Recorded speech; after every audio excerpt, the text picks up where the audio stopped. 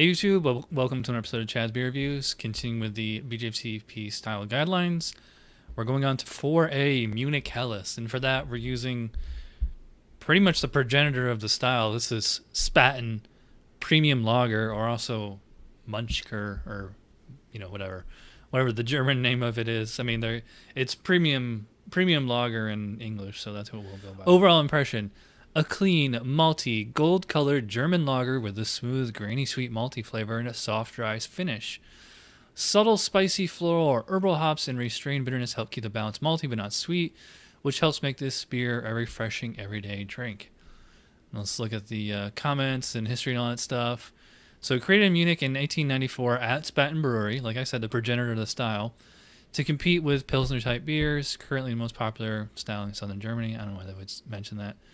So, very similar to a lot of the Czech lagers, clean German. Probably the only difference really is the yeast. Style comparison: similar malt balance and bitterness to a Munich Dunkel. I don't know why they would mention that because it's a dark beer. This is a light beer, but less malty sweet in nature and pale rather than dark. More body, more presence than a German Pils with less hop character throughout. Similar malt profile as a German export beer, but with less hops in the balance. Okay, so I definitely smell kind of like the raw Pilsner malt down in there. Little sweet, little bit of slight touch of honey. Not sure if that's oxidation or maybe like just some kind of honey malt, specialty malt thing. Pretty clean fermentation. I don't know. The skunk's kind of overpowering it, but I'm trying to power through. Not much in the way of. Yeah, really faint, kind of a noble hop, spice, peppery thing there. So let's check the specs. Moderate, grainy, sweet malt aroma, agree with that. Low to moderate, low, spicy, floral, herbal hop aroma, agree with that. While clean aroma is most desirable, a very low background on DMS is not a fault. I did not get DMS, so it's good. Pleasant, clean fermentation profile, with malt dominating the balance. The freshest examples would have more of a malty, sweet aroma. It's definitely more malty than a hoppy. I would not call it particularly malty sweet. Plus, it's skunky, so I'm gonna go kind of low on this one, which, it's kind of blasphemy since it's the progenitor of the style. But green bottle in America compared to fresh on tap in Germany, probably worlds apart. I'm gonna go 8 out of 12. All right, let's move on to appearance. So no surprising German lager, or pretty much any lager. Nice golden hue, perfectly clear, just my glass condensation.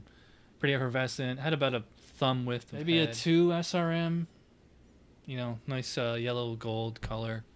Medium yellow to pale gold, clear, persistent creamy white head. I would not, well, maybe creamy. It's more of a foam. Vitals 3 to 5 SRM. Yeah, I'd say it's about 2 to 3. So yeah, it's within those guidelines. It doesn't say if. Well, it says persistent creamy white head. We'll see if this sticks. I mean, to me, it doesn't look like it's going to. So, again, I think I'm gonna have to go a 2 instead of a 3. I know it's blasphemy, but flavor. All right, here's the best part. Cheers. Yeah, it's definitely more malty than hoppy.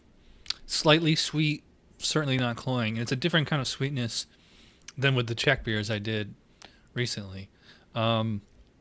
It's more like raw, kind of like what the malt tastes like if you had the actual malt in your hand and ate it, kind of like cereal.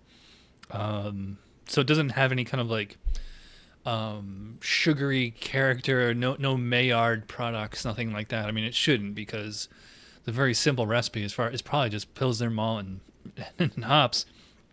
So yeah, I mean, it tastes very Pilsnery.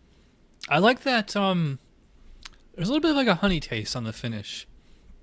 Doesn't seem to be oxidation, because it doesn't taste like yellow lollipop. It tastes like actual real honey. Like I said, kind of just a generic Pilsner malt flavor going there. As far as hops, very, very low. Old bottle, green bottle, they may have faded. Just real faint. No cooked corn or anything like that. So I'd say a pretty clean fermentation profile. It's, so it's a little sweet, and it's a different kind of sweetness than, say, like a Coors Light, where that sweetness is coming from corn.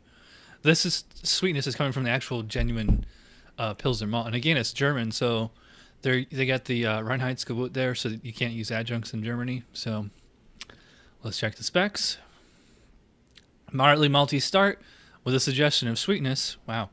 Moderate grainy sweet malt flavor with a soft, rounded palate impression, supported by a low to medium-low hop bitterness. I agree with all of that.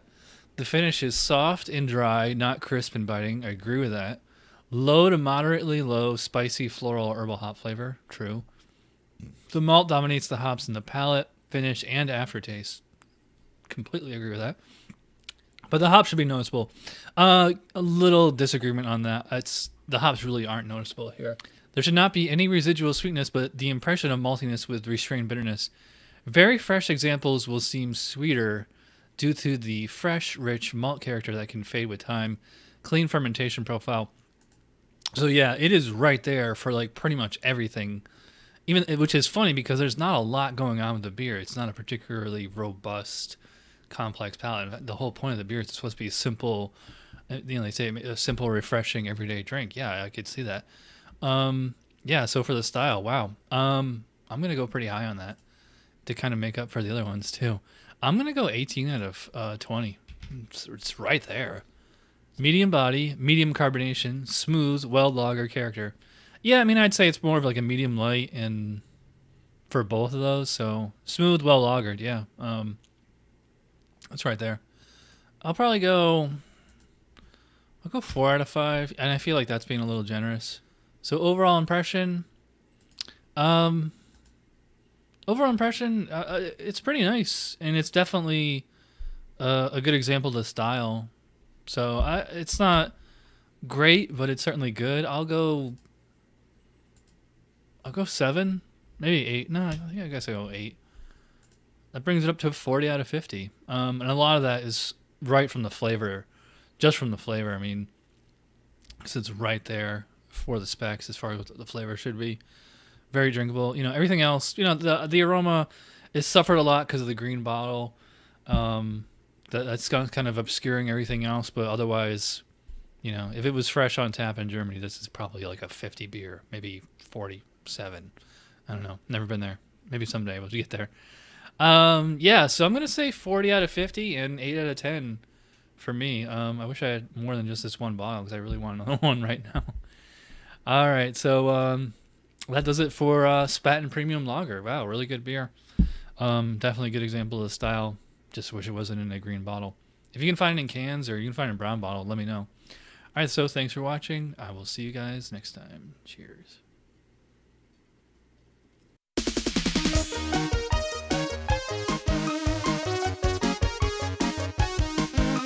Somebody brewed it, Chad just reviewed it. Thanks for watching Chad's Beer Reviews. Trust me, the next episode will be a lot better.